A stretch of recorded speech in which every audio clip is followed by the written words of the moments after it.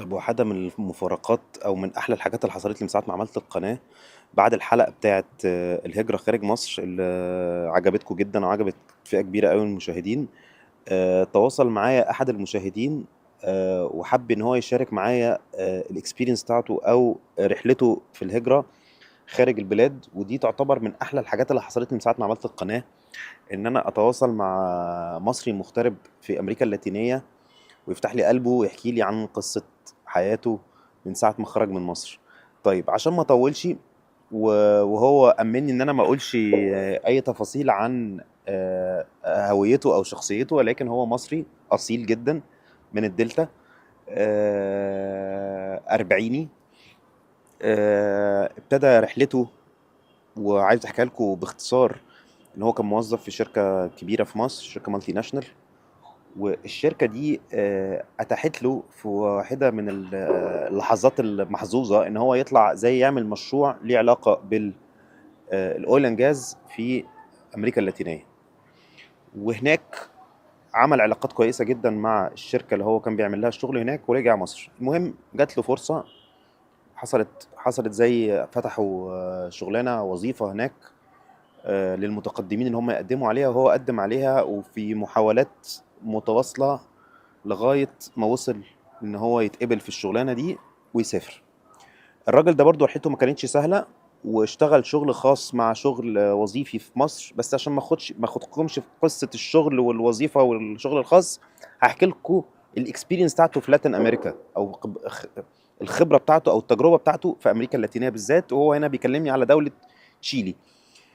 باختصار، تشيلي من الدول الغنية جدا، للي ما يعرفش من أغنى الدول في أمريكا اللاتينية، من أكتر الدول اللي ما بتسمحش بالهجرة، من أكتر الدول اللي قافلة على نفسها، من أكبر منتجين الليثيوم اللي بيستخدم في البطاريات النهاردة بتاعت العربيات. أكتر حاجة بتستخدم في البطاريات بتاعت العربيات، وهم يعتبروا عندهم المناجم الكبرى بتاعت الليثيوم. فهم بلد تعدينية وعندهم ثروات طبيعية غير طبيعية، يعني غير معقولة. خلاص. آه، ده الطريق اللي هو اخده. الطريق ده انت لما بتتعين في شركة او بيجي لك شغل في وظيفي في شركة من دول، بيتيحوا لك انك تقدم على اقامة. والاقامة دي بتتجدد بشكل دوري. وعشان خاطر تقدر تقدم على جنسية زي جنسية تشيلي اللي هي من الجنسيات الصعبة جدا، محتاج ان انت تقعد فترات معينة لازم تكون عارفها كويس قوي، وما تخرجش بره البلد اكتر من مدد برضو معينة. وقال لي دي من ضمن الغلطات اللي هو ما خدش باله منها، ان هو كان خرج مدد اطول من المدة اللي هو المفروض يطلعها، فبالتالي اخرته شوية في البروسيس او في الاجراءات. طبعا هو بيقول لي ان في مصر انك تقدم على فيزا تشيلي ده شيء وتتقبل، ده حاجة شيء من رابع المستحيلات. وهو حتى بيقول ان هو واجه صعوبات كبيره قوي عشان خاطر يجيب اسرته او مراته وولاده معاه الدوله دي. وقال لي تقريبا السفاره ما بتقبلش فيز خالص، حتى بتوع السياحه بيبقى صعب قوي ان هم برضو يتقبلوا، وبتسألوا ساعات اسئله كتيره قوي، وبيتدقق جدا في الدوكيومنتس او الورق اللي هم بيقدموه. آه، هو بيقول لي من ضمن العيوب اللي موجوده هناك طبعا ان مفيش جاليات مصريه كبيره، يمكن بخلاف العاصمه سانتياغو اللي فيها عرب طبعا ومسلمين كتير. البلد او المدينه اللي هو عايش فيها تقريبا ما فيهاش خالص ولا عرب ولا مصريين. ولكن هو بيقول لي البلد نظيفه جدا، بلد محترمه جدا، شعبها محترم جدا، كل الناس عايشه في حالها. محدش خالص بيحكم على حد. مش ما عندهمش الحته العنصريه اللي موجوده تجاه الاسلام والمسلمين اللي ممكن تكون موجوده في بلاد تانية. نقطه مهمه جدا برضو انا حابب احددها او اوضحها، ان تشيلي والارجنتين والبرازيل يمكن من الدول اللي فعلا هم بيحبوا العرب او ما عندهمش مشكله مع العرب والمصريين. حكالي بيقول لي ان بوليفيا بقى والبيرو على العكس، وما اعرفش طبعا، محتاج ان انا برضو ااكد المعلومه دي من خلال مصادر تانية. عندهم بقى مشاكل. يعني كان بيحكي لي على تجربه احدى قريباته او اصدقائه اللي كانوا في رحله في امريكا اللاتينيه او في لاتين امريكا، لفوا على كذا بلد وكانوا بيلبسوا السكارف الفلسطيني. والبلد الوحيده اللي هم واجهوا فيها مشكله كانت البيرو وبوليفيا. فسالته قلت له ليه؟ قال لي عشان خاطر اخواننا البعدة هم اللي مسيطرين على الاعلام في البلد دي، ودايما بيصورونا بشكل معين في الافلام وفي الميديا بتاعتهم هناك، فعاملين مسيطرين على العقلية في البلدين دول بالذات، معرفش ليه، بالشكل اللي هو مش حلو ده. سألته قلت له انت واجهت اي مشاكل في انك اهلك يساتلوا ان او يتأقلموا في الوضع عندهم؟ طبعا بالنسبة لأولاده ما عندهوش مشكلة، هو عنده ابن كبير متأقلم جدا في المدرسة، متفوق، بيعرف يتعامل مع الناس، بيعرف بيتعلم اللغة، مش بقاله كتير بس بيحاول يتعلم اللغة. قال لي انا مشكلتي الاساسيه مع بنتي الصغيره، عندي بنت صغيره حوالي سنتين يا ثلاثه، هي دي اللي هيبقى فيها المشكله. بيقول لي انا بفكر جديا ان انا لازم اربيها الاول تتاسس في مصر، وانا كنت قلت الكلام ده في الحلقه من الحلقات اللي فاتت. ان السن ده بيبقى سن صعب قوي، انت لو ما عندكش الاساسيات المصريه او الشرقيه والعادات والتقاليد هتبقى صعب قوي ان انت تبنيها وانت خارج، وانت خارج البلد. لما بتبنيها وبعد كده بتسافر بيبقى الموضوع اسهل بكتير. طبعا بيقول لي من ضمن العيوب الجوهريه هناك بالنسبه له، ودي انا كنت شفتها يمكن في ايطاليا، ما اعرفش في لاتين امريكا ماشيه ازاي، ان بيقول لي الخنزير بيطلع منه منتجات داخله في كل انواع الاكل. بيقول لي حتى العيش اللي بيتخبز بيستعملوا فيه مستخلصات من دهن الخنزير. فبيقول لي العيش طبعا، الاكل، البيتزات، الكلام ده كله، الباستات، الحاجات دي كلها، اي حاجه فيها لحمه او فيها بيكن او فيها بيتزا او فيها لحمه مفرومه او فيها بيكري زي ما قلنا، فيها مشتقات كتيره قوي من لحم الخنزير. فحتى سالته قلت له طب هو اكل الخنزير ده حرام بالنسبه لاخواننا برضه، هما بيحبوا ياكلوا الكشر، لا بيسموه الكشر اللي هو ال- الحلال. فقال لي المشكله ان هم فعلا موجودين هناك كتير، وبيقول لي في قريه جنبه او مدينه جنبه مش بعيده اكتر من اغلبيتها من الديانه دي. بيقول لي بعد فتره بقوا معلمانيين، ما بقاش يفرق معاهم الموضوع ده من كتر ما الموضوع مين ستريم او موضوع كومن قوي في تشيلي، فبقاش فارق معاهم القصه دي. حكى لي طبعا على للاسف يعني صورة سيئة احنا ساعات بنصورها لنفسنا او بنوريها للاجانب اللي ما يعرفوناش، اللي هو الا وهو المصريين اللي بيضحكوا على الاجانب وبيتجوزوهم عشان ياخدوا اقامات وجنسيات. بيقول لي ودول فئة للاسف موجودة كتير هناك في امريكا اللاتينية وفي تشيلي بشكل خاص. وهو قابل كذا حد هناك، وقال لي طبعا للاسف ان هم غير ان هم بيبنوا صورة وحشة للمصريين وبيسيبوا انطباع مش حلو عن المصريين هناك.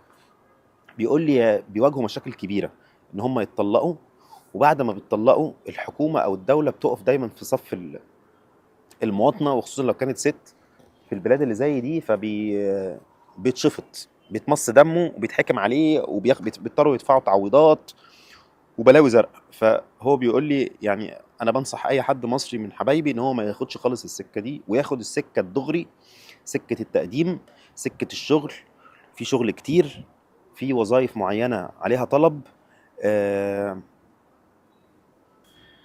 آه، كلمني عن المهاجرين، بيقول لي في كميه مهاجرين وخصوصا من فنزويلا والسلفادور، ولا ما يعرفش برضو البلاد دي فيها مشاكل سياسيه كبيره قوي، ففي فئات كبيره قوي بتضطر انها تهرب من هناك وتطلع على تشيلي وارجنتين على اساس ان هم دول اكثر استقرارا. بيقول لي كان في وقت من الاوقات برازيليين كتير، بس بعد ما الوضع استقر في البرازيل وحالتهم الاقتصاديه اتحسنت رجعوا تاني. بيقول لي حتى العصابات دول في منهم بيبقى مجرمين اصلا هربانين من بلادهم. بيقول لي حاولوا يهددوا احد اصدقائه اللي عايش في مدينه سانتياغو وهو تاجر كبير. بيقول لي يعني المصري برضو بيديني اكزامبل يعني، او بيديني مثال، بيقول لي المصري ما يعني حاولوا يهددوه ان هو هيخشوا عليه بالسلاح، وبعتوا له رسائل وبتاع ولو ما دفعش فلوس او اتاوه. فكان الرد من المصري ان انا راح بعت لهم صورته باللبس العسكري في في خدمه التجنيد بتاعته، وهو ماسك السلاح بتاعه، فقدر ان هو ايه محدش يقرب منه. فطبعا العهده طبعا على الراوي، على صاحبه وعلى القصه اللي هو حكاها. ولكن في الاخر البلاد دي برضو مش سهل ان انت تعيش فيها. مصر بتعرف تسلك نفسك زي ما بيقولوا، ومصر بتعرف ليها دايما طرق ملتويه. هناك هو بيحكي لي من الدول اللي هي منضبطه قوي في تطبيق النظام والقانون، الناس كلها سواسيه، مفيش لف ودوران، مفيش شورت كاتس، مفيش الحاجات اللي هي احنا بنعرف نلعبها في مصر دي مع في اي جهه او في اي مصيبه بنقع فيها، مش موجوده. الحاجه الاخيره اللي قالها لي على حاجه غريبه يعني معلومه غريبه جدا، بيقول لي اي مهاجر بيخش من بوليفيا على تشيلي، طالما مش بوليفي ما يرجعهوش تشيلي، ما تقدرش ترجعه تاني لبوليفيا. فكانوا عاملين هما اتفاقية مع بعض ان اي حد من بوليفيا يخش تشيلي يرجعوه، والعكس صحيح. ف... فطبعا الاتفاق ده ينطبق على جنسيات البلدين دول بس، لكن اي حد تاني لا، فما تقدرش ترجعه. فبيقول لي ده من ضمن اللوب هولز او الحركات، الالاعيب المصريين السماسرة بيعملوها عشان خاطر يهجروا الناس. بيقول لي بيعملوا القصة دي، بيطلعوهم رحلات على بوليفيا، ومن بوليفيا بيهربوه عبر الحدود إلى تشيلي. دي طريقة. الطريقة التانية بقى في ده النصب بقى. النصب بقى اللي هو ايه، اللي هو انا اقول لك ان انا قدمت لك على الفيزا وما نعمل استعلام دلوقتي، وطلعوا لنا حاجة اسمها كيو ار كود، وبالكيو ار كود ده باخد منك داون بيمنت، او تحت حساب 50% من المصاريف. مثلا اخد منك، مثلا متفق معاك على 10000 يورو، اخد منك 5000 يورو تحت الحساب، وفي الاخر ما يجيلكش حاجه، ويطلع الكيو ار كود ده موجود. وللاسف مصريين بيعملوا كده في مصريين، زي اللي بيهربوا الناس في اللاجئين في البحر وبياخدوا فلوسهم. دول بقى نصابين، دول بيضحكوا على المصريين وبياخدوا تعبهم وشقاهم. فخدوا بالكم من القصه دي، وحاولوا تسلكوا الطريق الدغري. اخر حاجه عايز اذكرها، ودي كوميديه شويه. بيقول لي لما جم سالوه في المدرسه ما بتفرضش على اي حد اي توجه ديني او عقائدي معين، فسالوه انت ابنك عايز تدخله انهي حصه؟ فقال لهم قعدوه مع الملحدين. فليه هو اختار كده؟ برضه هو عنده وجهه نظر. بيقول لي حصه الملحدين بيدرسوا فيها تاريخ وفلسفه وحاجات زي كده، وانا مش عايز اقعده يدرس ديانه تانية عشان هو مسلم. اختار ان هو يقعده في الحصه دي، وقال ان انا هبقى ايه، هبقى واظب ان انا اعلمه انا دين، ويعني زي اشوف له مسجد او مركز اسلامي يقدر يتعامل فيه. وهو كده كده كبير، هو في ثانوي، فهو كده كده متأسس يعني، فما عندوش مشكلة. فدي كانت اخر حاجة عايز اذكرها على سبيل الكوميديا يعني. واخيرا، هو الراجل ده انا سألته سؤال مباشر: ترجع مصر ولا لا؟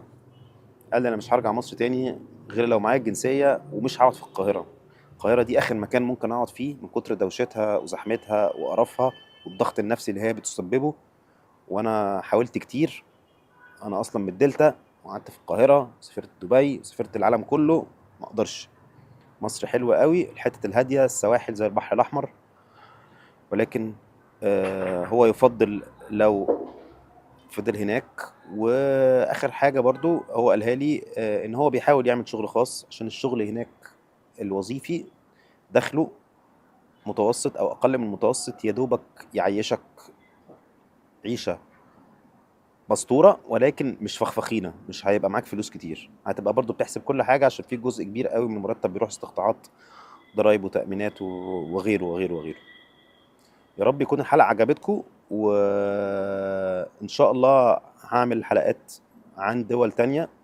ان شاء الله في حلقة جاية هتكلم فيها عن المانيا بشكل خاص، على اساس ان المانيا من الدول اللي فيها جالية مصرية كبيرة جدا سافرت في اخر 10 15 سنة. فهحاول اتكلم عليها، ودي برضه هنقل لكم خبرة او تجربة احد اصدقائي المقربين جدا. ده صديقي من اكتر من 25 سنة، فانا اثق فيه ثقة تامة. وهو برضه اسرة، انا بحاول اتكلم على بروفايل معين، بروفايل رجل مع مراته ومع اولاده، عشان خاطر برضه هم دول اكتر ناس بتعاني، بيبقى عندها مشاكل في الغربة.